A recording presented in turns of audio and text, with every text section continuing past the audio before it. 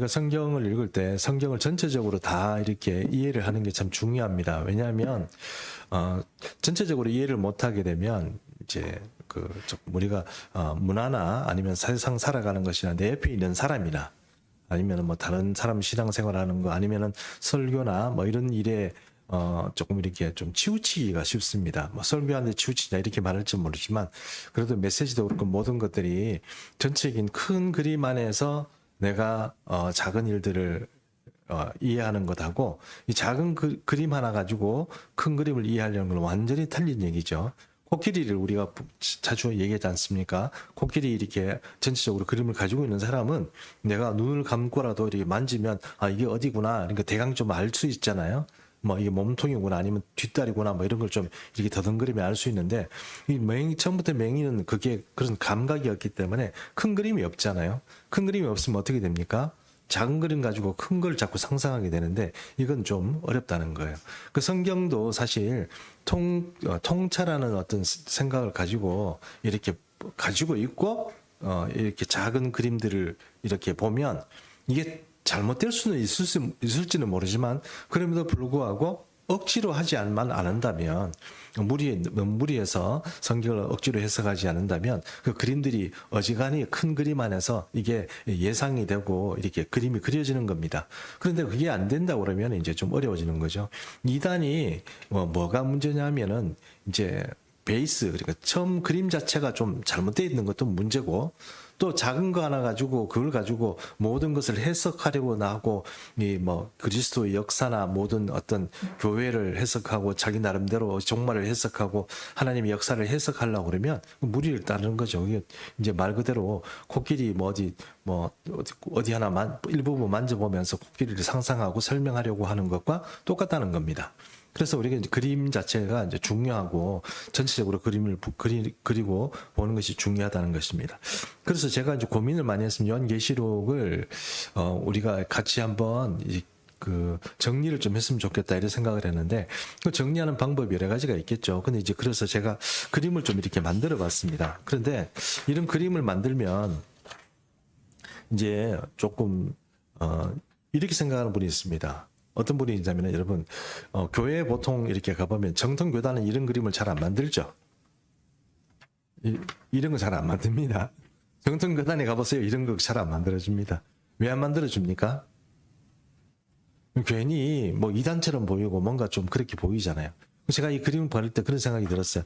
이거 이렇게 만들어가지고 보이면 나는 나름대로 그 설명을 하기에 좋겠다고 생각하고 그림을 만들었는데 보는 사람들은 이게 뭐야? 이렇게 괜히 또 선입견을 가지고 이렇게 본다는 겁니다. 그래서 고민이 좀 되긴 했습니다만 그래도 이 그림 가지고 한번 잘 이렇게 살펴보면 이게 뭔가 구조가 좀 보이게 된다는 것입니다. 그래서 오늘부터 이 플롯이라고 그러면 이 소설 같은 데 보면은 이제 이렇게 기둥같이 이렇게 세워야 되는 중요한 메인 아이템들이 있습니다.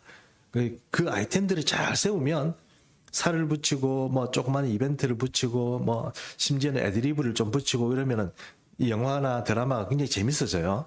그리고 이해도 잘 되고 이런데 그 플롯 자체가 불분명하고 그게 설명이 잘 안 되면 보는 사람이 매우 힘듭니다.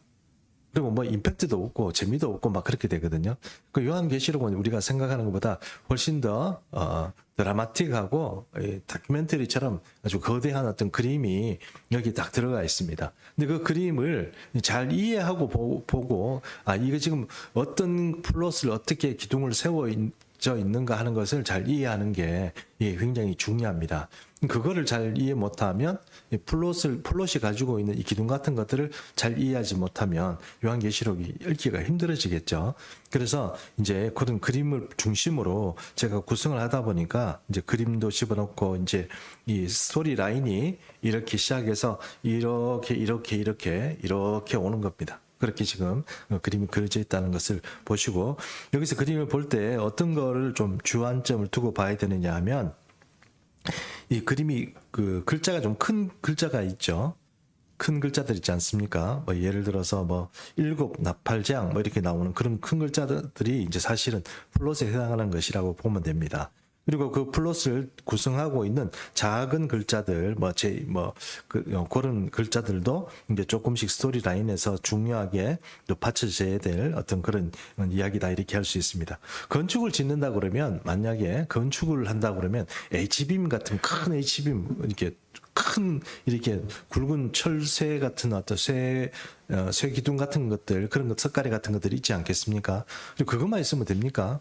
또 받쳐주는, 또 그 못지않게 받쳐주는 또 작은 쇠들이 또 이렇게 또 얼금얼금 들어가줘야 힘을 받지 않겠습니까? 그런 것들이 작은 거고요. 그래서 이제 큰 H빔 그리고 작은 철 이런 것들이 다 구성이 돼서 이것을 구조를 이렇게 만들고 있다 하는 것을 우리가 이해할 필요가 있는 것입니다. 또 우리가 또 이해할 때 이런 것도 좀 이해를 해야 됩니다. 하나님께서 요한계시록을 얘기할 때 사람들이 착각하는 게 이런 걸 착각하는 것 같아요. 이거를 이제 두서없이 기록했다고 생각하는 거예요. 두서없이. 그 얘기는 무슨 얘기냐면, 이게 스토리 라인이 안 잡히게, 스토리 라인을 감춰놓고, 그냥 막 기록해 놓은 거, 그냥 생길 일만 막 기록해 놓았다고 생각하는데, 그게 아니라는 겁니다. 그러니까 처음 시작부터 끝까지 굉장히 거의 완벽에 가까운 드라마틱한 이야기들이 딱 적혀 있는 거예요. 그러니까 시점들이 막 섞여가 이 일 저 일 이런 것들이 막 섞여가 시간도 없고 때도 없이 그냥 막 섞여 뭉태기로 이렇게 뭉쳐 있는 것 같지만 그게 아니고 이게 스토리 라인이 쭉 이어지도록 돼 있다는 얘기입니다. 그리고 혹시 우리의 드라마 같은 거 보면 만약에 옛날 일을 추억을 한다 이럴 경우에 옛날 얘기를 추억을 하는 것을 이거 지금 추억이구나 하는 것을 이해할 수 있도록 이 드라마 상에서 스토리 라인이 이렇게 설명이 되는 것처럼 요한계시록 똑같습니다. 그러므로 요한계시록을 볼 때 뭔가 이렇게 다 혼합되어 있는 시점들이 혼합되어 있는 그런 어떤 상황이다 이렇게 생각하면 안 되고 처음부터 끝까지 스토리 라인을 가지고 처음부터 시점이 쭉 이어지는구나. 끝까지. 처음부터 그 종말의 시작부터 시작해서 종말의 이야기가 시작되는 것부터 시작해서 종말의 이야기가 끝나는 데까지 스토리 라인이 이어지는구나. 그래서 요한계시록 4장부터 시작해서 이야기들이 5장부터 시작해서 이야기들이 쭉 끝까지 21장까지 쭉 이렇게 이야기가 이어져 있구나 하는 것을 생각하고 보면 앞의 사건과 뒤의 사건들이 이제 시점에 따라서 이제 구분이 되는 겁니다. 그게 안 되면은 이제 왜냐하면 이거 지금 그 주석가들도 이렇게 주석을 해놓은 걸 보면 이분이 뭔가 구조적으로 제대로 파악을 못하고 주석을 하는구나 싶은 생각이 많이 들어요. 신약적인 얘기를 엄청 집어넣어놨어요. 근데 사실 그 얘기를 듣다 보면 나는 너무너무 피곤해요. 읽는 사람이. 왜 그러냐면 이야기가 어떤 면에선 굉장히 쉽게 이해하도록 요한계시록을 만들어놨는데 그걸 우리 억지로 힘들게 읽도록 사람들이 자꾸 말하는 거예요. 그렇게 되면 점점 더 힘들어지는 거예요. 그래서 사실 요한계시록을 잘 읽는 사람들은 대단한 신학자가 잘 읽는다 이런 것보다는 성경에 대해서는 지식이 해박하지만 뭔가 조금 생각이 이렇게 신학적으로 깊이 있는 사람이 아니고 어떤 사람이 잘 읽느냐면은 좀 공상가 또 혹은 건축을 하거나 아니면 뭔가 설계를 해보거나 이렇게 그런 어떤 약간 좀 이과적인 어떤 계통의 사람, 이런 사람들이 더 잘 읽게 돼 있습니다. 그럴 수밖에 없는 게 구조적으로 그렇게 하나님께서 성경을 요한계시로 만들어놨기 때문에 그래요. 그러니까 신학적으로 파고드는 게 너무너무 힘들게 돼 있는 게 바로 이렇습니다.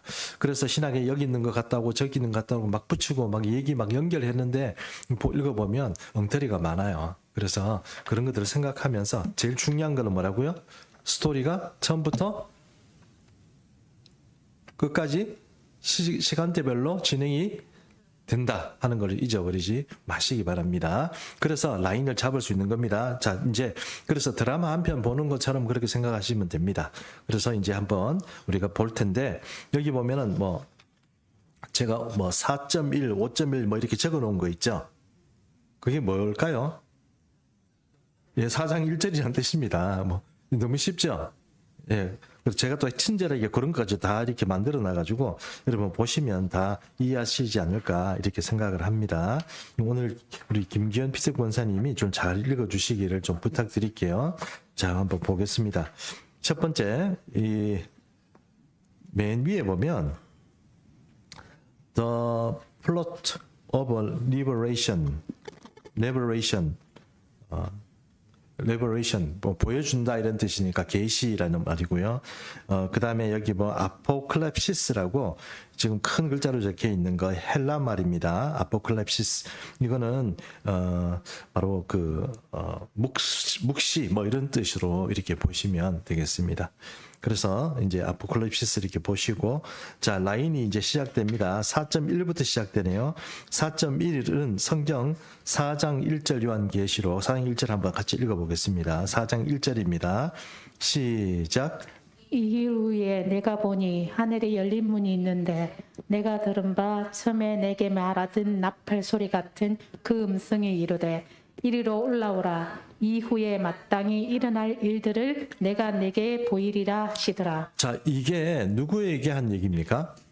세례 요한에게 한 얘기죠. 세례 요한에게 한 얘기입니다. 그 세례 요한에게 열린 문이 있는데 거기 오라고 하늘에서 초청이 왔습니다. 그래서 글로 딱 들어가는데 그 지금까지 사실 세례 요한과 사도 바울을 한번 비교해 볼게요, 여러분. 사도 바울은 삼층천에 갔죠. 맞습니까? 사도 바울이 삼층천에 갔는데 사도 바울은 자기가 천국에 간 이야기를 적어놨습니까? 안 적어놨습니까? 왜 안 적어놨을까요?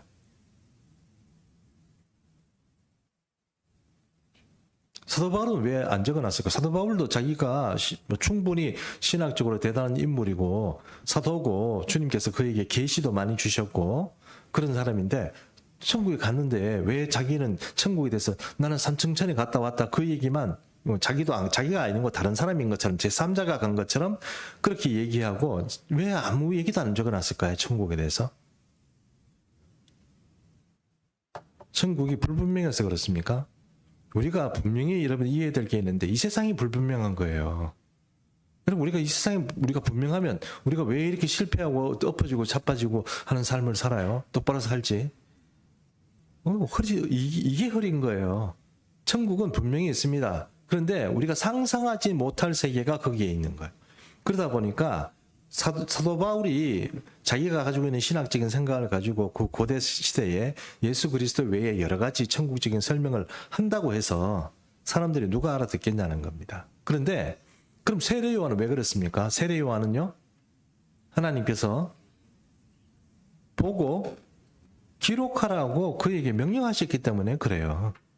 그래서 요한계시록은 사도 요한이 그냥 천국에 어느 날 딱 가서 천국 보고 왔다 이게 아니고 하나님께서 그에게 계시로 주고 이것을 기록해서 사람들에게 알리라고 했기 때문에 사도 요한이 기록을 한 겁니다. 그것도 자세히.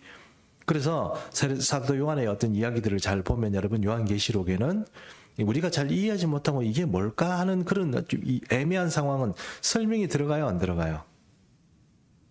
장로가 설명해요, 안 해요? 합니다. 천사가 이게 무슨 상황인지 모르고 잘 모를 경우에는 그 자세한 얘기는 하지 않지만 중요한 포인트, 그러니까 이것을 이해할 수 있도록 천사가 설명해 줍니까, 안 해줍니까? 해줍니다. 이게 장로도 설명해주고 천사도 설명해주고 설명을 해준다는 거예요. 그거는 뭡니까? 가서 천국을 설명을 다 잘 듣고 그것을 사람들에게 알려주라고 하는 겁니다. 그러니까 종말의 시간들이 요한계시록은 종말에 하나님께서 하시고자 하는 일들을 이 사람들에게 주의 종들에게 깨닫게 하시려고 계시로 보여주시고 하셨다는 겁니다. 그래서 문을 열어놨습니다. 열린 문으로 이 세례 요한이 사도 요한이 이제 들어가는 거죠. 막 들어가서 거기 가서 천국을 보게 되고 이렇게 하는 이야기가 이 5장에 이렇게 적혀 있습니다. 1장에 이렇게 이것은 열린 문에 들어가서 보게 된 거를 이제 얘기할 거다 이렇게 해서 이제 5장부터 사실은 그 이야기가 시작되는 것입니다. 그럼 이제 5장으로 가야 되겠죠. 자, 그래서 그 다음 그림을 첫 번째 한번 보시고 그 다음에 4장 1절에서 하늘에 열린 문이 있고 여기에 보니까 5장이 넘어가기 전에 천상 어전회의라고 돼 있죠. 지금 여기 보이십니까? 그림 보이시죠? 그림 보이시는데 여기 보니까 뭔가 빛나는 얼굴은 표시는 안 나는데 이렇게 손이 쫙 있는데 그게 빛입니다. 빛이 이렇게 나오고 있는데 천상의 어전회의라는 게 어떤 의미입니까? 하늘에서 회의를 한다는 뜻이죠. 그렇죠? 천상 어전회의는 여러분 잘 알아들으셔야 되는데 성경에 어전회의가 많이 나온다고 그랬죠. 제가 몇 번 말씀드렸습니다. 우리가 생각하기에는 하나님께서 독창적으로 자기 본인께서 당신께서 하시고자 하는 일들을 무조건 막 하실 것 같지만 하나님은 우리에게도 마찬가지잖아요. 우리의 의도를 물어보시고 우리에게 질문하시고 너 어떻게 했으면 좋겠어?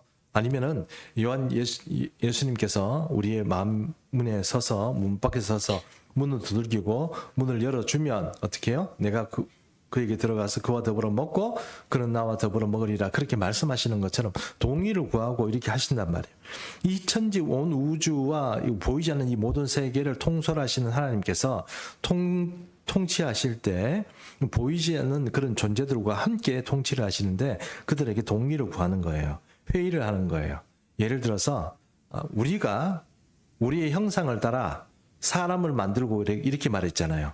맞죠? 아람을 만들기 전에 얘기지 않습니까? 그러면 여기서 우리가는 누구예요? 우리가 우리의 형상을 따라 사람을 만들고 할 때 우리는 누구입니까? 그러니까 신학적으로 얘기하는 분들이 성부, 성자, 성령 이렇게만 얘기한단 말이에요. 그 삼위일체 하나님인데 우리가 이렇게 말을 합니까? 성경이 그렇게 얘기를 해요? 그렇게 얘기하지 않습니다.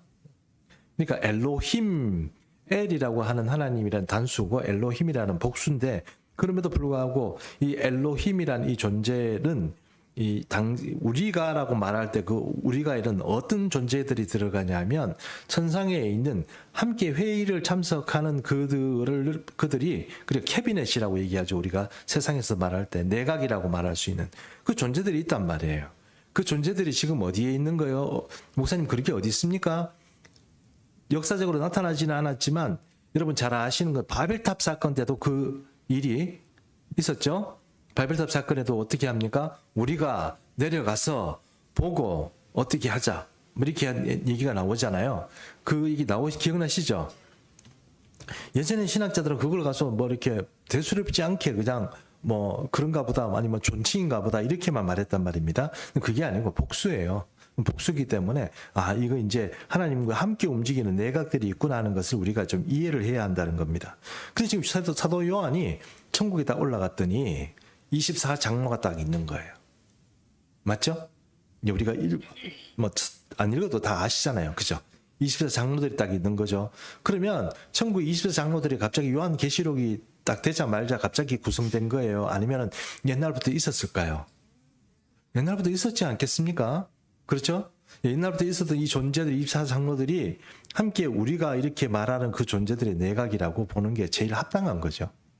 왜냐하면 사도 요한이 올라가 보니까 그렇게 하고 있는 거예요. 자, 가보자. 우리 그럼 여기에 중요한 얘기 이제 잘 들어보세요. 거기 가니까 내생물이 있었습니다. 맞죠? 내생물들. 맞죠? 내생물들이 있고 또 24장로들이 있어요. 그런데 이제 4장 11절 한번 보겠습니다. 4장 11절 찬송인데요. 약간 연두색으로 색깔 쳐져 있는 데 있죠. 4장 11절 우리 같이 좀 읽겠습니다. 4장 11절 시작. 우리 주 하나님이여 영광과 존귀와 권능을 받으시는 것이 합당하오니 주께서 만물을 지으신지라 만물이 주의 뜻대로 있었고 또 지으심을 받았나이다 하더라. 자, 여기서 우리 여기 11절 4장 11절은 이 4장 11절에서 나오는 이 여기서 찬양이라고 그러는데 찬양 이 4장 11절 찬양에서는 이 누가 나옵니까? 이 누가 이런 찬양을 한 거죠?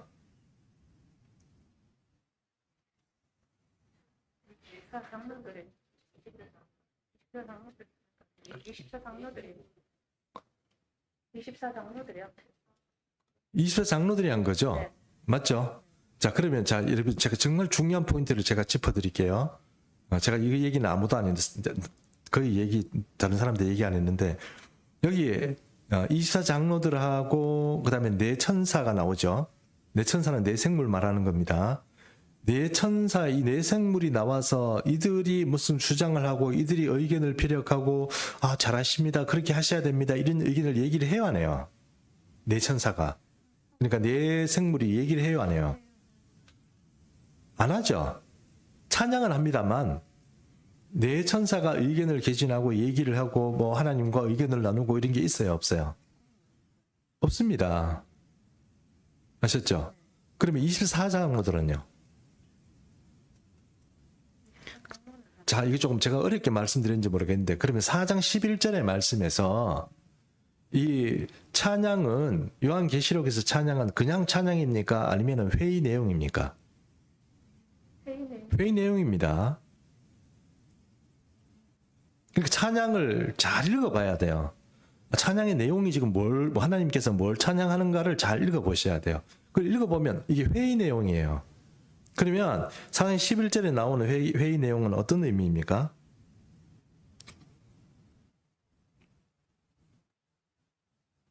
자, 제가 다시 한번 읽어보고 설명을 해드릴게요. 우리 주 하나님 여호와 하나님이여 영광과 존귀와 권능을 받으시는 것이 합당합니다.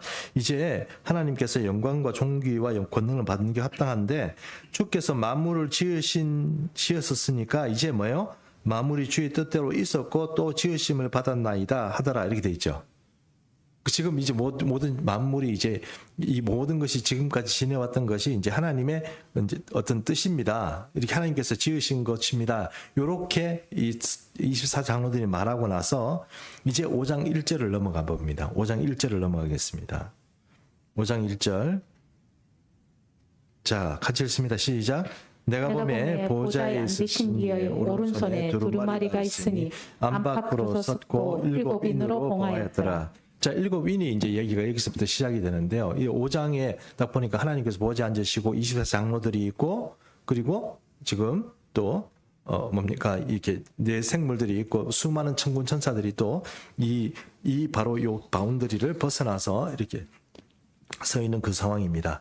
그 다음에 5장 1절을 읽었고 그 다음에 우리 또 찬양의 5장 9절 한번 보겠습니다.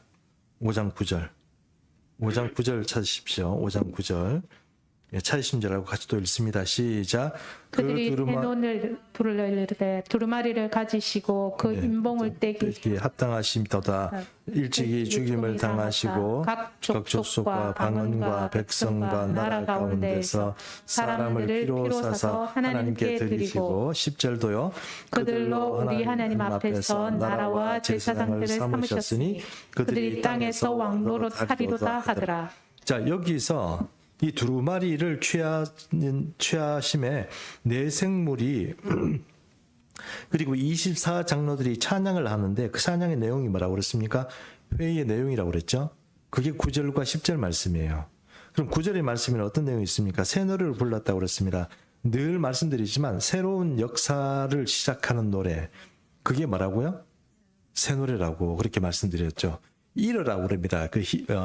우리 세대라고 말하죠. 세대라고 말하는데 우리가 세대 말하면 우리가 생각하는 그냥 제너레이션 이걸 말하는 게 아니고 이 완전히 새로운 이러를 말합니다. 이러는 조금 말하기가 좀 설명하기 좀 그렇습니다만 이런 우리가 살고 있는 요 시대를 말하는 게 아니고 넥스트 제너레이션이라고 그래야 되나? 완전히 새로운 세대에 오는 그것을 이제 찬양하는 노래가 새 노래입니다.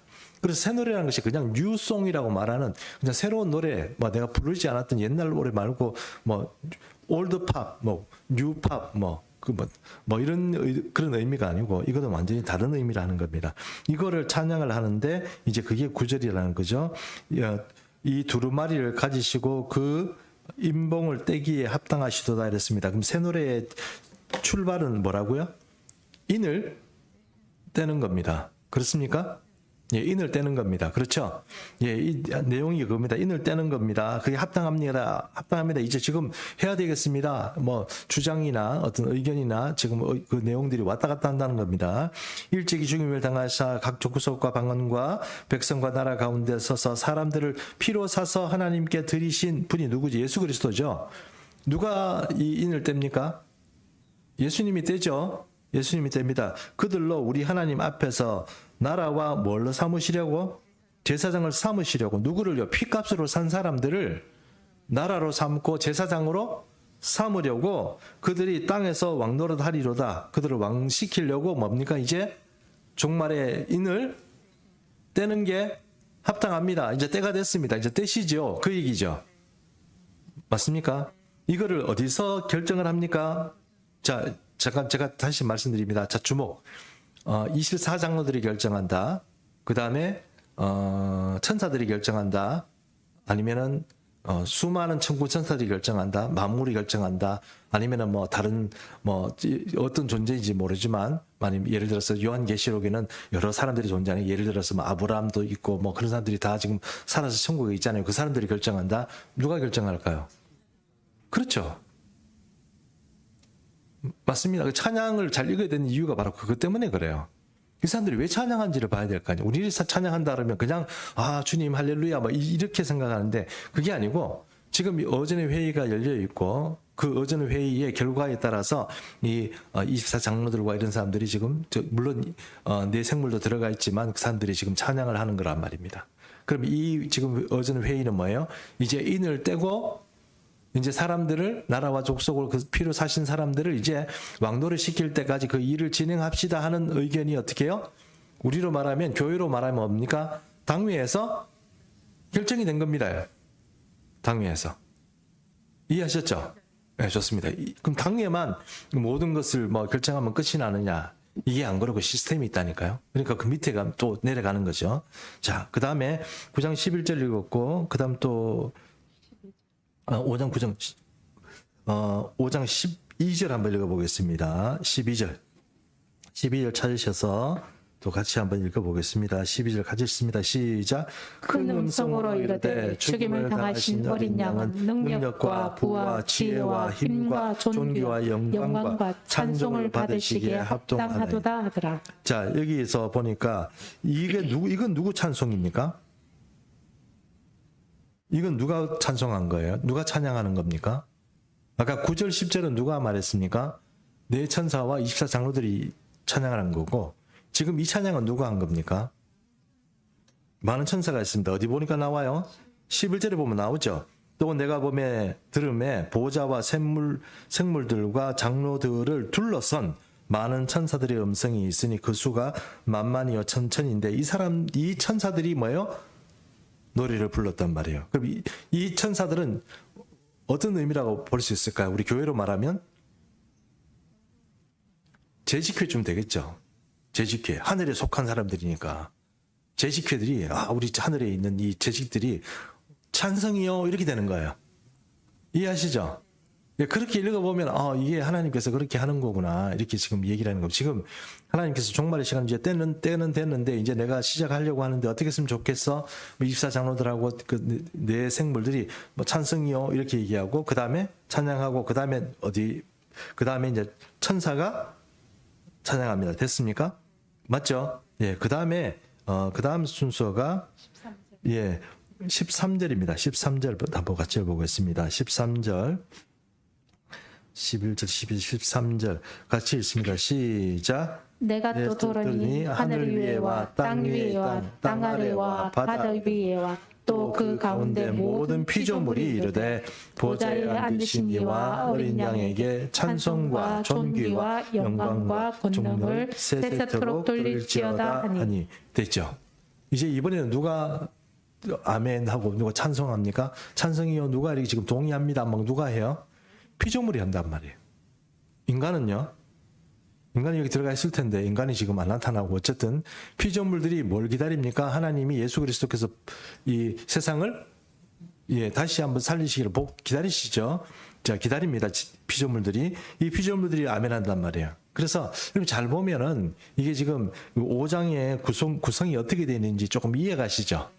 예, 이게 이해가 잘 안 가실 수도 있습니다만, 이거를 이제 창세기 1장에 하나님께서 천지를 지으실 때 우리가 우리 형상을 따라 사람을 만들고 이렇게 나올 때, 거기에 그렇다고 해서 사람을 이 24장로들이 같이 만들었던 뜻은 아니라고 제가 말씀드렸죠. 거기는 복수가 들어가, 회의를 할 때는 복수가 들어가 있지만 실제로 아담을 만들 때는 단수라고 제가 말씀드렸잖아요. 동사가 단수입니다. 그러니까 하나님이 사람을 만든 건 맞는데 우리가 만들었으면 좋겠는데 어떻게 했으면 좋겠어? 이렇게 얘기한 그 이야기는 뭐예요? 뭐 다른 이 사람들은 잘 모르겠지만 최소한 24장로들 정도는 동의를 하고 만들어졌단 말입니다. 그리고 바벨탑 사건 때도 주님께서 강림하셔가지고 야 이제는 더 이상 얘들을 그냥 놔두면 얘들이 사고 쳐가지고 이제는 뭐 말릴 사람도 없고 이제 힘들어지겠다. 하나님이 감당을 못하겠다 이런 의미가 아니고 얘들이 악행하고 이제 도저히 이제 이거는 돌이킬 수 없겠다. 여기서 스톱을 시켜야 되겠다. 그래가지고 주님께서 어떻게 합니까? 언어를 가르죠. 언어를 몇 개로 갈랐다고 그랬습니까? 자신 있게 70개라고 그러지 않습니까? 목사님 70개인 줄 어떻게 알아요? 당연하죠. 70족속이니까 70개인 줄 알죠. 70족속으로 갈랐으니까 70개인 줄 알죠. 저끼리 맞춰가지고 가지 않겠습니까? 예? 일본 사람 일본 말하고 한국 사람 한국 말하고 그렇게 쭉쭉쭉쭉 이렇게 갈라졌단 말입니다. 그러니까 실질적으로 갈라졌다. 바벨탑 때 그렇게 갈라졌단 말입니다. 그게 갈라질 때 그냥 갈라진 게 아니고 하나님께서 회의를 하셨다 안 하셨다? 하셨다는 거예요. 그리고 이것뿐만 아니고 이사야 얘기도 또 나오죠. 이사야 얘기는 뭐 제가 여러분 자주 말했기 때문에 그래도 또 한번 제가 말씀드리면 누가 우리를 위하여 내가 누구를 지명하며 누가 우리를 위해 갈고 이랬죠. 그때 우리는 누구를 말합니까? 그 하나님, 그 아버지 하나님을 단독적으로 얘기하는 겁니까? 아니면 우리를 하면 이 어전 회의에서 이 지금 이루어진 이야기들 앞으로 어떻게 할 건가 하는 이야기들 이사야의 초반 6장에 나오는 이야기들을 지금 하고 있는 그 이야기들을 이사야가 듣죠. 그래서 이사야는 어떻게 듣습니까? 하나님께 그냥 메시지로 듣습니까? 아니면 회의에 참석하는 겁니까? 회의 참석해서 이사야는 보는 거예요. 지금 하나님의 성전 안에서 성전이 들여 있고 천사가 막 거룩 막 날아다니고 그냥 얘기하는데 그 얘기에서 사람들이 얘기하는 걸 듣고 나는 여기서 입을 다물고 아무 말도 못하고 왜요? 입이 수술이 부정하니까 감히 인간 따위가 어디서 함부로 입을 놀리겠어요.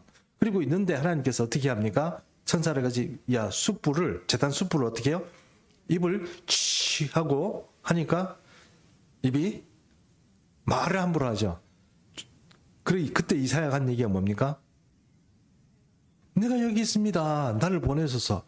내가 누구를 지명하면 내가 우리를 위하여 누가 갈고 이렇게 했을 때 주님 제가 여기 있습니다. 이렇게 되는 거잖아요. 맞죠?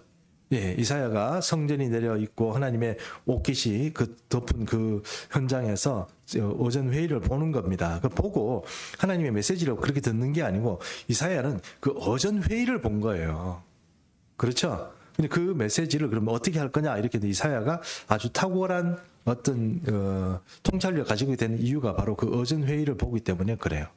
자, 그리고 요한계시록에 이제 왔더니 그 비슷한 상황이 또 거룩하고 이제 펼쳐진 겁니다. 그렇죠? 자, 그래서 5장의 중요한 포인트는 뭐예요? 이것이 천상의 회의다 하는 그런 포인트를 가지고 우리가 좀 읽어봐야 되고, 그래서 중요한 건 뭐예요? 찬양을 잘 읽어봐야 된다. 그렇죠? 예, 그런 것은 우리 아마 어떤 분들은 뭐 제가 자주 얘기했기 때문에 잘 이해하시겠지도 어떤 분들은 이게 처음 듣는 이야기다 이렇게 생각하실 수도 있을 겁니다.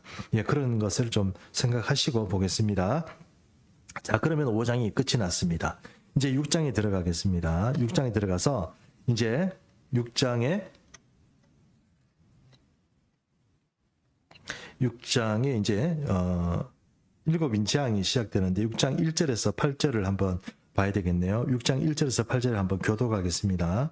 6장 1절에서 8절을 교독합니다. 6장 1절을 제가 읽겠습니다.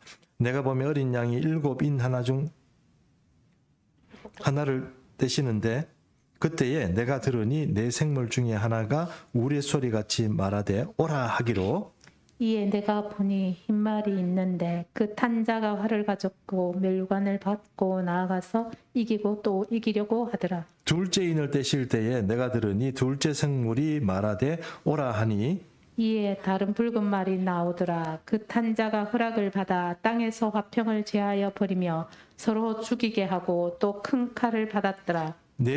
셋째 인을 떼실 때에 내가 들으니 셋째 생물이 말하되 오라 하기로, 내가 보니 검은 말이 나오는데 그 탄자가 손에 저울을 가졌더라. 내가 네 생물 사이로부터 나는 듯한 음성을 들으니 이르되 한 데나리온의 밀 한 대요 한 데나리온의 보리석대로다. 또 감람류와 포도주는 해치지 말라 하더라. 넷째 인을 떼실 때에 내가 넷째 생물의 음성을 들으니 말하되 오라 하기로 내가 봄에 청황색 말이 나오는데 그 탄 자의 이름은 사망이니 음부가 그 뒤를 따르더라. 그들이 땅 4분의 1의 권세를 얻어 금과 흉령과 사망과 땅의 짐승들로서 죽이더라. 자, 여기서 이제 그 인 얘기를 하겠습니다. 인재앙은 제가 늘 말씀드렸지만 인재앙이라고 하도 우리가 전통적으로 얘기하다 보니까 인이 재앙의 어떤 그 범위에 들어가 있지만 사실 인은 재앙입니까 아닙니까? 재앙이라고 보기가 조금 곤란하죠. 왜냐하면 이게 인이란 게 뭡니까? 두루마리가 이렇게 보십시오. 두루마리가 이렇게 감겨져 있어요. 근데 그걸 이제 비밀을 그 두루마리 안에 어떤 내용이 들어가 있겠습니까? 하나님께서 세상을 심판하려고 하는 시나리오와 그 이야기들이 설계도가 거기에 들어가 있겠죠. 그렇죠. 그게 두루마리 아닙니까? 그렇죠. 그 두루마리가 지금까지 비밀이었으니까 숨겨져 있었던 거예요. 그걸 떼는데 1개, 2개, 3개, 4개를 뺐던 말이 4마리가 나왔어요. 말이 4마리가 나왔는데 말이 4마리 나오자마자 한 마리씩 나올 때마다 이 세상이 좀 힘들어지죠. 그래서 재앙이라고 생각하는데 이 재앙이라기보다는 이제 이렇게 생각하는 게 제일 편합니다. 흰 말은 어떤 거다. 뭐 검은 말은 어떤 거다. 이렇게 생각할지 모르겠지만 이 말들이 상징하는 어떤 그림들이 있습니다. 첫 번째 흰 말은 어떤 말이죠? 보니까 흰 말이 나왔는데 2절 보겠습니다. 그 탄자가 활을 가졌고 면류관을 받고 나아가서 이기고 또 이기려고 하더라. 그럼 흰 말은 착한 말이에요. 자, 이게 제일 중요한 이슈가 이거 아닙니까? 흰 말은 착한 말이에요. 나쁜 말이에요. 이기니까 착한 말 쓰니까 착한 말 착한 말입니까? 면류관을 쓰고? 말을 가졌어. 예, 이거 전통적으로 문제가 많았는데 흰말이 멸류관 쓰고 싸우고 이기고 또 막 이렇게 한다고 그러는데 이렇게 생각하시면 됩니다. 여러분, 이 지금 종말의 어떤 이야기가 저주가 이제 심판이 시작되는 시국에 왜 하필 흰말이 나타나가지고 지금 복음 전한다고 난릴까요? 그러니까 물론 뭐 이렇게 생각할 수 있는 흰말은 하나님의 복음을 상징하는 그런 어떤 좋은 이미지다 이렇게 말할 수는 있지만 지금 봐서는 꼭 그렇게 봐야 될 게 아니고 이것도 저주의 한 가지다 이렇게 생각하시면 됩니다. 그러니까 흰말이 나오는데 흰말이 나오는 이 저주가 세상에 절단낼 저주가 아니고 종말로 몰아넣는 저주예요. 하나씩 종말의 상황에 몰아넣는 저주입니다. 그래서 그렇게 생각하면 돼요. 그래서 이 말들 이야기를 가지고 너무 신경 쓸 필요가 없다 하는 겁니다. 지금 사실 이 말들이 설치는 정도의 이 수준에서 봤을 때 말이 언제 떼질까 이렇게 고민하는 게 아니고 어쩌면 말은 이 이는 뭐 1, 2, 3, 4 이 이는 뭐예요? 떼졌고 벌써 이 말들이 뭐예요? 벌써 세상을 돌아다니고 있다 이렇게 보는 게 맞습니다. 그게 왜 그랬습니까? 둘째 말 한번 보겠습니다. 둘째 말이 무슨 말입니까? 빨간 말이죠. 빨간 말은 이거 뭡니까? 예, 땅에 화평을 제하였다고 그랬죠. 서로 죽이게 하고 또 큰 칼을 받았다. 전쟁을 일으킨다. 큰 칼이 전쟁이라는 뜻이거든요. 전쟁도 일으키고 화평도 제하고 사람들이 서로 막 싸우게 하는 게 뭐예요? 둘째 말의 역할입니다. 그렇죠? 흰말도 사실은 나와가지고 뭔가 어떤 그 시도를 하고 전쟁을 일으키는 그런 어떤 역할을 합니다. 뭔가 시도를 해요. 시도를 하고 둘째 말은 이제 보니까 사람들이 화평을 제하고 이제 세상에 화평이 없는 거죠. 서로 막 싸우고 그런 것들이 가져오는 게 두 번째 말이고 세 번째 말은 뭡니까? 셋째 말은 검정말이죠. 검정말은 내 생물 사이에 나는 듯한 음성을 들으니 이르되 한 데나리온에 이렇게 밀 한 대 이런 얘기는 뭐냐니까 교역에 문제가 경제적으로 문제가 생긴다는 뜻이죠. 기근이 생기고 뭔가 뭐 사람 먹고 살기 힘들어지는 그런 상황이 말하는 게 검은 말이 나오는 말입니다. 그렇죠? 네. 예를 들어서 지금 그 러시아의 밀이나 우크라이나의 밀 뭐 이런 것들이 통용이 잘 안 되죠. 지금 좀 어렵죠. 또 우리나라에 지금 러시아에 진출해 있던 여러 가지 라면 회사들이 다 문을 닫고 도시락만 지금 잘 팔리고 있습니다. 도시락 아시죠? 예, 지금 러시아만 생각해도 그렇죠. 이제 교육이 잘 안 됩니다. 그리고 지금 여러분 후티 반군이 전 세계 교역량의 3분의 1이 왔다 갔다 하는 그 좁은 그 수에즈 운하로 뛰는 그 길을 그 조그만 나라가 하나 딱 지키고 있으니 어떤 일이 벌어져요? 다 스톱이에요. 스톱이에요. 기름도 못 왔다 갔다 하고 물건이 못 왔다 갔다 합니다. 전 세계가 막 열려가지고 막 돌아다닐 것 같지만 지금 이제부터는 어때요? 서로 이제 문제가 많이 생기고 먹는 문제, 기금 문제 이런 것들이 계속 생깁니다. 북한만 해도 그렇죠. 우리가 아무리 도와주고 싶어도 문 닫고 있으니까 어떻게 해요? 못 줍니다. 뭐 주면은 또 저끼리 다 먹어버리고 그렇기 때문에 그런 문제들이 생기고 앞으로 그런 문제들이 계속 생긴다 하는 것입니다. 예, 그런 문제들이 계속 더 심각해질 거다 이렇게 얘기를 할 수 있고 네 번째 여기는 청황색 말은 어떤 의미를 가지고 있습니까? 사망, 뭐 질병 뭐 이런 겁니다. 예, 그래서 얘들은 질병, 사망 뭐 이런 것 지금 뭐 코로나부터 시작해서 이 세계 전체가 놀라운 어떤 질병의 세계가 이렇게 막 도래하는 걸 보면 이제 얘들이 좀 설치는 게 맞는 겁니다. 그러면 지금 인이 떼졌을까요? 안 떼졌을까요? 저는 떼졌다고 생각합니다만 여러분은 어떻게 생각할지 모르겠습니다. 종말의 이야기가 시작이 돼 있습니다. 그러니까 지금 진행이 되고 있습니다. 목사님 그걸 어떻게 알아요? 이렇게 말할지 모르지만 하나님이 이렇게 요한계시록에서 진행하는 것이 있고 요한계시록을 맞추기 위해서 세계사를 움직여 가야 되는 그 실제적인 사회에서 움직여 가야 되는 세상이 있습니다. 그 지금 이스라엘이잖아요. 제가 늘 말씀드리잖아요. 그럼 이스라엘이 지금 얘들이 20년 동안 집이 없고 집도 없고 나라도 없고 이러다가 갑자기 모여가지고 막 이렇게 살고 있는데 갑자기 전쟁도 많아지고 지진도 많이 일어나고 또 뭡니까 또 이제 뭐 질병도 전체적인 질병이 막 일어나고 그러면은 얘들이 설치는 게 맞다고 봐야 돼요. 아니면 앞으로 얘들이 아직 안 나올 거야. 아직 나오기 시작하지 않은 것 같은데 이렇게 생각하는 게 맞겠습니까? 맞겠죠. 지금 그릇이 준비되고 집이 준비되고 이게 지금 얘들이 막 돌아다니고 이제 이 현재 세계에서 그런 일들이 벌어지기 시작했다는 것입니다. 그렇게 이해하시면 1, 2, 3, 4번 말은 특별히 지금 우리가 살고 있는 이 세상에 아니면은 한 4, 50년 전의 세상 그 이스라엘이 이 땅에 생기기 전에 그때만 해도 전 세계 전쟁에 뭐 1차 세계대전, 2차 세계대전 그때 벌어질 때까지만 해도 예, 이 세상이 그렇게 혼란하지는 않았는데 지금은 그때보다 더 힘들고 어려운 시기가 지금입니다. 지금 전 세계가 그런 상황입니다. 근데 대한민국 사람은 이렇게 생각합니다. 우리나라 사람들은 지금 이렇게 잘 살고 잘 먹고 있는데 뭘 그러냐 이렇게 생각하지만 여러분 전 세계에 우리나라 같은 데가 없어요. 지금 우리나라 이렇게 돼 있으니까 우리도 그런데 언제 주님이 언제 나중에 오시겠지 이렇게 생각할지 모르지만 4, 50년 전 세계는요 4, 50년 전과 별로 다를 거 없어요. 우리는 좀 확실히 좋아졌습니다. 이해하시죠? 우리는 확실히 좋아졌습니다. 일본도 좋아하다가 주저앉았고요. 중국도 지금 이제 조금 좋아하다가 이제 지금 주저앉기 시작합니다. 전 세계가 다 그래요. 미국도 지금 도둑 때문에 못 살겠다 그러고 뭐 지금 어렵습니다. 거기도 법으로 이민자의 나라들인데 이민자를 통솔하기 위해서는 법이 집행이 제대로 돼야 되는데 이 법이 지금 집행이 잘 안 돼요. 뭐 그만큼 어려운 시기가 됐습니다. 하여튼 제가 확실히 말씀드릴 수 있는 건 내 말은 지금 설치고 있다 하는 것을 제가 말씀드리고 싶습니다. 자, 오늘 그다음에 5번째 인을 한번 떼실 때 한번 봐야 될 텐데 그 다음 그림이 몇 번이죠? 예, 그 다음에는 6장 9절이죠. 6장 9절인데 6장 9절 이야기를 6장 9절을 한번 5번째 인을 떼고 나서 한 얘기니까 6장 9절 한번 보겠습니다. 6장 9절 6장 다음 페이지 6장 9절 한번 보겠습니다. 6장 9절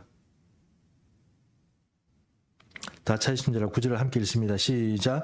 2일 후에 5째 인을 때 6장 9절 6장 9절이요. 예, 6장 9절입니다. 시작. 5째 인을 떼실 때 내가 보니 하나님의 말씀과 그들이 가진 증거로 말미암아 죽임을 당한 영혼들이 제단 아래에 있어. 예, 여기에 영혼들이 이제 하나님 앞에 이렇게 되는데 이분들이 이제 뭐라고 얘기하냐면 10절 말씀 제가 읽어볼게요. 큰 소리로 불러 이르되 거룩하고 참되신 대주제여 땅에 거하는 자들을 심판하여 우리 피를 갚아주시지 아니하시기를 어느 때까지 하시나이까 하니 각각 그들에게 흰 두루마리를 주시며 이르되 아직 잠시 동안 쉬되 그들과 동무 종들이 형제들도 자기처럼 죽임을 당하여 그 수가 차기까지 하라 하시니라 이렇게 되말했습니다. 여기서 동무 이렇게 나오는 이야기들을 이렇게 보면 이제 사람들의 순교자가 조금 더 늘어나야 하나님께서 하시겠다 이런 의미죠. 그 다섯 번째 인이 그런 이야기입니다. 다섯 번째 이야기는 순교자들이 청원하는 얘기죠. 청원하는 얘기입니다. 자, 여러분, 우리가 하나님 앞에 갈 때 하나님의 보호자 앞에서 가장 가까이 이제 천국에 갔다 온 분들이나 여러 가지 증언, 요한계시록도 마찬가지고요. 증언하는 거 보면 어떤 사람이 가장 하나님 앞에 가까이 있습니까? 순교한 사람입니다. 이해하셨죠? 그럼 우리는 죽어야 되겠습니까? 복음을 위해서 죽어야 되겠습니까? 살아야 되겠습니까? 진짜로 저는 진짜 요번에 최근 들어가지고 내가 죽어야 되는구나 하는 생각을 진짜 했습니다. 내가 만약에 조금 은퇴를 하고 어쨌든 뭐 얼마 안 남았으니까요.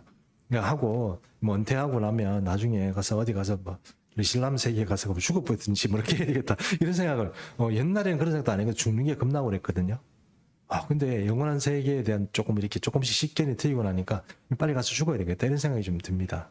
뭐 그거 외에 죽음으로 복음을 감당하는 것보다 더 큰 상급이 어디 있겠습니까? 그래 하나님 앞에 이 상급들이 있다는 거예요. 이 사람들을 뭐 얘기 들어보니까 이런 분들이 제일 랭크가 가까운 사람들은 죽음을 이제 순교하신 분들 이런 분들이 주님 앞에 이제 청원하는 얘기가 나옵니다. 그리고 그 다음이 뭐죠? 6장 17절 우리 같이 읽습니다. 17절 찾아서 읽습니다. 시작. 그들이 진노의 큰 날에 이르렀으니 누가 능히 있으리요 하더라. 이게 이제 여섯 번째 일을 떼실 때 큰 지진이 나가지고 막 이렇게 어려운 일들이 생기고 또 하늘과 땅이 막 두루마리 말리는 것처럼 그렇게 되고 이렇게 해서 무서운 일들이 벌어진다는 것이 여섯 번째 인을 떼는 이야기입니다. 여섯 번째 인은 지금 뗀 상태일까요? 안 뗀 상태일까요? 여섯 번째 인은 하늘이 말리고 막 화금이 쳐들어오고 막 움직이는 문제가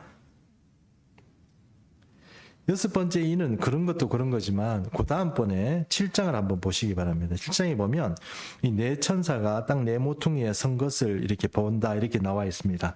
이제 이 여섯 번째 인을 딱 떼면은 그게 어떤 문제가 생기냐면 거기서부터 이제 사람들이 이제 막 전쟁이 막 이렇게 이제 큰 전쟁이 이제 준비되고 실제적인 전쟁이 일어나는 것이 바로 여섯 번째 인이다 이렇게 말할 수 있습니다. 그 다음에 순교자들이 청원이 나오고 그 다음에 여섯 번째 인재앙에서 진노의 큰 날이 나고 7장 1절에서 1절에서 8절에 중요한 게 하나 나오는데 그게 바로 14만 4천이잖아요. 14만 4천을 7장 1절에서 요 부분만 좀 보고 오늘 수업을 마치도록 하겠습니다. 7장 1절부터 한번 보겠습니다. 7장 1절. 자, 제가 읽겠습니다. 1절. 이후에 내가 내 천사가 땅 위에 내 모퉁이에 선 것을 보니 땅의 사방에 바람을 붙잡아 바람으로 하여금 땅이나 바다에 나 각종 나무에 불지 못하게 하더라. 또 봄에 다른 천사가 살아계신 하나님의 인을 가지고 해돋는 데로부터 올라와서 땅과 바다를 해롭게 할 권세를 받은 네 천사를 향하여 큰 소리로 외쳐 이르되 우리가 우리 하나님의 종들의 이마에 인치기까지 땅이나 바다나 나무들을 해하지 말라 하더라. 내가 인침을 받은 자의 수를 들으니 이스라엘 자손의 각 지파 중에서 인침을 받은 자들이 14만 4천이니 몇 명이요? 14만 4천입니다. 여기에 보면 이스라엘 14만 4천은 제가 군대와 비슷하다고 그랬죠. 그렇죠? 네. 제가 왜 군대라고 그랬습니까? 히브리인들의 그 어떤 사람을 계산하는 방식에 어떤 지파에서 몇 명, 뭐 무슨 파에서 몇 명 이렇게 얘기하는 거는 뭡니까? 여자 숫자, 아이들 숫자 들어가 있는 겁니까? 아니면은 장병 숫자만 들어가 있는 겁니까? 장병 숫자만 들어가 있는 거예요. 그래서 지금도 여러분 보시면 알겠지만 정통 랍비들이나 제사장들의 여자가 있어요, 없어요? 없습니다. 과거에 여러분 제사장 무리들을 보면 여자가 있어요, 없어요? 선지자는 있었겠죠, 여자 중에. 맞죠? 근데 제사장은 여자가 있습니까? 없습니다. 그냥 제사를 모시는데 여자의 손길이 필요하기 때문에 뭐 일을 하시는 돕는 그런 손길은 여자들이 있었지만 제사장으로는 없었습니다. 이해하시죠? 그럼 14만 4천은 남자일까요, 여자일까요? 남자입니다. 남자입니다. 군대 숫자입니다. 이해하시죠? 그러면 이 14만 4천은 구원받은 신천지가 말하는 것처럼 구원받은 총수예요. 자기들처럼 구원을 받는 그 사람들 지금 14만 4천만 되면 지금 뭐 당장 천국 올 것처럼 얘기했는데 안 오고 2만이는 지금 죽어가죠. 14만 4천은 여러분 어느 숫자라고 그랬습니까? 제가 14만 4천을 공무원 숫자라고 자꾸 얘기하는 이유가 바로 이래서 그렇죠. 어느 공무원요? 전 세계의 공무원, 우리도 공무원이에요, 그러면? 우리 아니라고 그랬죠. 14만 4천은 전적으로 누구를 말하는 거라고요? 이스라엘을 말하는 거라고요. 그럼 목사님 이렇게 얘기할 수 있습니다. 목사님 그럼 14만 4천에 각 지파에서 14,000 이렇게 얘기하는데 그럼 14,000 그거는 정확한 14,000을 뽑아가지고 14만이라는 숫자를 채우는 거예요? 아니면은 뭐 한 때는 10,000명, 어떤 데는 뭐 2만 명 이런 식으로 지파에서 모아서 14만 4천을 만드는 거예요. 숫자가 말 그대로 정확한 거예요? 아니면 어림짐작으로 그렇게 한 거예요? 정확하다고 보는 거죠. 왜 그렇습니까? 적혔죠. 적혔으니 그렇죠. 상징성을 가지고 있겠지만 이 왜 그러고 있냐면 이게 군대라고 그랬죠. 하나님께서 차출하는 숫자를 정확하게 어떻게 해요? 14,000명씩 딱 찍어서 14만 4천을 딱 만들겠다는 겁니다. 누구를요? 이스라엘 백성들을 말하는 겁니다. 이해하셨죠? 그러면 우리는 이방인들은 어떻게 해요? 이방인들은 어떻게 하죠? 이방인들의 이야기는 그 뒤에 나오는 거죠. 맞죠? 어디에 나옵니까?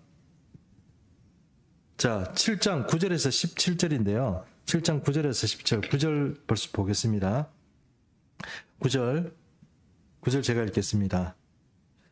이 일 후에, 그러니까 누굴 얘기하는 겁니까? 14만 4천을 만드는데 14만 4천이 만들어질 때, 도장을 찍을 때 이 세계의 이스라엘 내에 전쟁이 나면 돼요, 안 돼요? 그러니까 내 바람이 큰 전쟁이 일어나는 그런 내 바람이 일어나는 그런 전쟁이 나면 안 돼요, 안 돼요? 안 됩니다. 그러면 지금 하마스 전쟁하고 막 이러는데 그게 지금 전쟁이 그 14만 4천에 해당하는 걸까요, 아닐까요? 아직은 아니라고 봅니다. 근데 지금은 아까 1, 2, 3, 4번, 5번까지 인을 뗀 작업이 있었다면 지금 정도 오면은 뭘 하고 있는 작업일까요? 14만 4천을 선별하고 있는 작업이겠죠. 지금 그 정도 작업을 하고 있는 거예요. 그러면 우리는 그럼 어떻게 14만 4천은 이스라엘 사람들입니다. 분명히 자꾸 말씀드리지만 이스라엘 사람들인데 우리하고 상관없습니다. 거기 가서 내가 14만 4천은 꼭 끼워야 되겠습니다. 얘기할 필요도 없습니다. 아니라고 제가 말씀드리잖아요. 그건 아니고 그럼 우리 이방인들 어떻게 했냐. 그 위에 또 나온다는 것이 그게 9절부터 나온다는 거예요. 제가 9절 한번 읽어보겠습니다. 이 일 후에 일 후에란 말입니까? 14만 4천 도장 다 찍은 후에 보니까 각 나라와 족속과 백성과 방언 누굴 말하는 겁니까? 각 나라라는 것이 이스라엘을 포함하는 얘기입니까? 아니면 이방인을 얘기하는 겁니까? 이방인을 얘기하는 거죠. 이방인 중에 보니까 이 백성과 방언과 모든 사람들을 이렇게 능히 셀 수 없는 큰 무리가 나오는데 뭐 입고 있어요? 흰 옷에 구원의 옷을 입고 있고 손에 뭐예요? 종려가지를 들고 있고 또 보좌 앞에와 어린 양 앞에 서서 큰 소리를 외치르되 구원하심이 누구에게 있어요? 보좌에 앉으신 어린 양에게 있다 하는 거예요. 그러면 이방인들은 구원은 뭐예요? 14만 4천과 결이 다릅니다. 결이 다르다는 거 알겠죠? 예, 결이 다릅니다. 그리고 이런 사람들이 갑자기 막 이렇게 나타나는데 지금 장로가 가르쳐 주잖아요. 이게 뭡니까? 이렇게 얘기하는데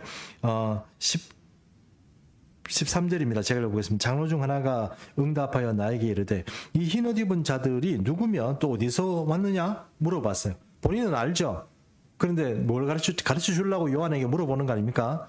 사도 요한에게 내가 말하되 내 주여 내가 도무지 모르겠습니다. 당신 알겠죠? 이렇게 말하니까 이는 큰 환난에서 나오는 자들인데 어린 양의 피에 그 옷을 어떻게 해요? 씻어 희게 하였느니라. 맞죠? 예. 자, 우리 옷이 더러우면 주님 앞에 갈 수 있어요, 없어요? 예, 있다고 생각하시면 안 됩니다. 흰 옷 입어야 되고, 그 흰 옷 입은데 예수의 피로 피 뿌림을 받고, 오늘 제가 큐티도 그렇게 보냈잖아요. 우슬초로 뿌린 같이 예수의 피를 뿌리고 정결하게 된 사람이 주님 앞에 이 구원의 노래를 부르고 그 앞에 갈 수 있는 거예요. 이거를 좀 잊어버리지 말았으면 좋겠습니다. 자, 오늘 여기까지만 할게요. 예, 시간이 좀 많이 나서. 그래도 정리를 조금씩 옛날에 서로 기억나시죠? 예, 우리 찬송 한 장 부르고.